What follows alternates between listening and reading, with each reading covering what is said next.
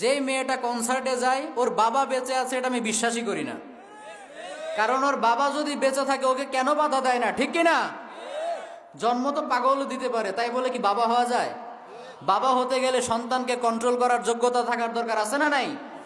তুমি তোমার মেয়েকে কন্ট্রোল করতে পারো না, সন্তানকে কন্ট্রোল করতে পারো না, কে বলেছে তোমাকে বাচ্চা জন্ম দিতে? বাচ্চা জন্ম দেওয়া তো তোমার কাজ না, বাচ্চা জন্ম দেওয়া পুরুষের কাজ, ঠিক কিনা? মেয়েকে কন্ট্রোল করতে পারে না, সে তো পুরুষই না, সে হলো হিজড়া। সে কি?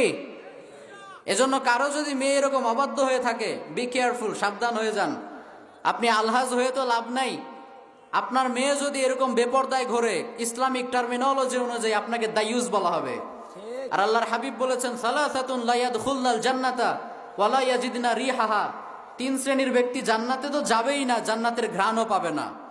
তন্মধ্যে এক শ্রেণীর ব্যক্তি হচ্ছে আদ-দায়ুস আল্লাযী ইউকিররু ফি আহলিহিল খাবাস। ওই ব্যক্তি, যেই ব্যক্তি তার পরিবারে অশ্লীলতাকে সাপোর্ট করেছে।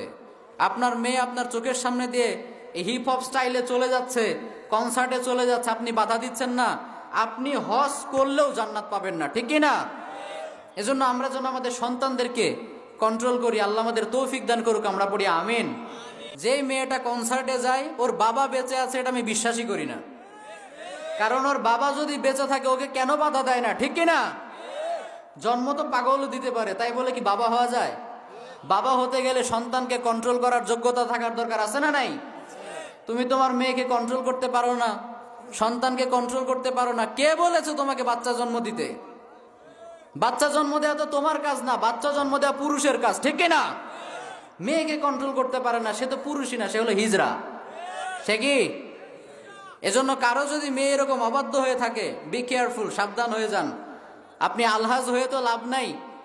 আপনার মেয়ে যদি এরকম বেপরদায় ঘোরে, ইসলামিক টার্মিনোলজি অনুযায়ী আপনাকে দায়ুস